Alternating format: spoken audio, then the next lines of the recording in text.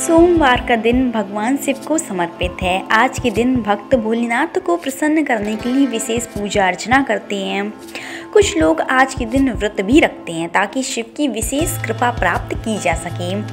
बाबा भोलेनाथ के आशीर्वाद के लिए आप भी सोमवार का यदि व्रत कर रहे हैं तो शिव व्रत कथा को पढ़कर या सुनकर इस उपवास को पूरा कीजिए।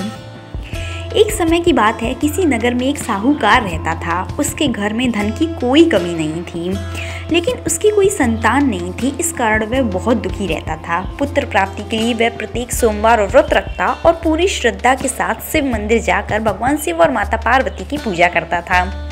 उसकी भक्ति देखकर एक दिन माँ पार्वती प्रसन्न हो गईं और भगवान शिव से उस साहूकार की मनोकामना पूर्ण करने का आग्रह किया।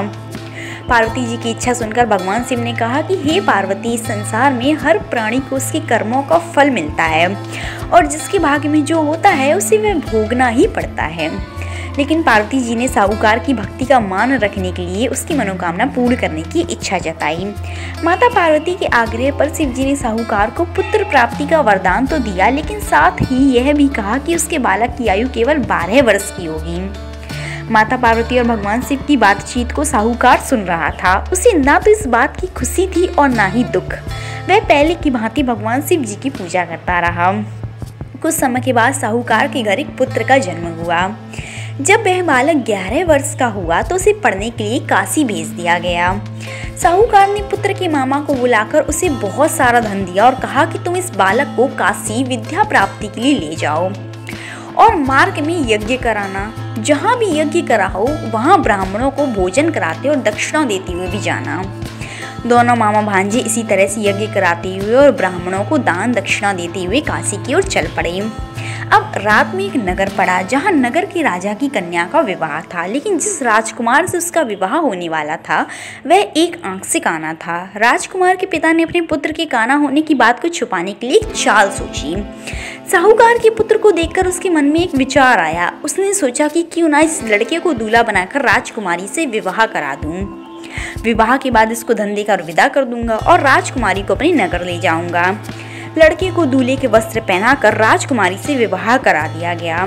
लेकिन साहूकार का पुत्र ईमानदार था। उसे ये बात न्याय संगत नहीं लगी। उसने अवसर पाकर राजकुमारी की चुन्नी के पल्ले पर लिखा कि तुम्हारा विवाह तो मेरे साथ हुआ है, लेकिन जिस राजकुमार के संग तुम्हें भेजा जाएगा वह एक आंख से काना है। मैं तो काशी पढ़ने के लिए जा रहा हूँ। जब राजकुमारी ने चुन्नी पर लिखी बातें पढ़ी तो उसने अपने माता पिता को यह बात बताई। राजा ने अपनी पुत्री को विदा नहीं किया, जिससे बारात वापस चली गई। दूसरी ओर साहूकार का लड़का और उसका मामा काशी पहुंचे और वहां जाकर भी उन्होंने यज्ञ किया। जिस दिन लड़की की आयु 12 साल की हुई उसी दिन यज्ञ रखा गया। लड़के ने अपने मामा से कहा कि मेरी तबीयत कुछ ठीक नहीं है। मामा ने कहा कि तुम अंदर जाकर सो जाओ। शिव जी के वरदानुसार कुछ ही देर में उस बालक के प्राण निकल गए। मृत भांजे को देखकर उसके मामा ने विलाप शुरू किया।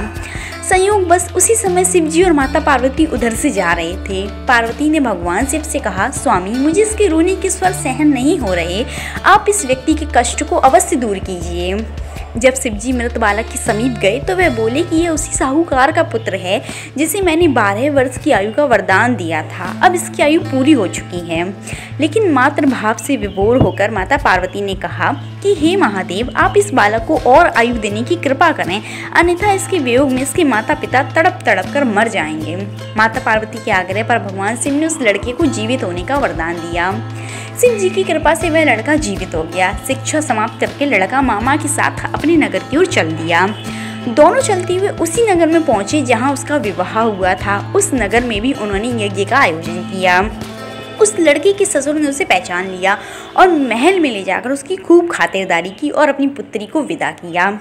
इधर साहूकार और उसकी पत्नी भूखे प्यासे रहकर बेटे की प्रतीक्षा कर रहे थे। उन्होंने प्रण कर रखा था कि यदि उन्हें अपने बेटे की मृत्यु का समाचार मिला तो वह भी प्राण त्याग देंगे, परंतु अपने बेटे के जीवित होने का समाचार पाकर वह बेहद प्रसन्न हुए। उसी रात भगवान शिव ने व्यापारी को स्वप्न में आकर कहा, हे श्रेष्ठी, मैंने तेरे सोमवार के व्रत करने और व्रत कथा सुनने से प्रसन्न होकर तेरे पुत्र को लंबी आयु प्रदान की है।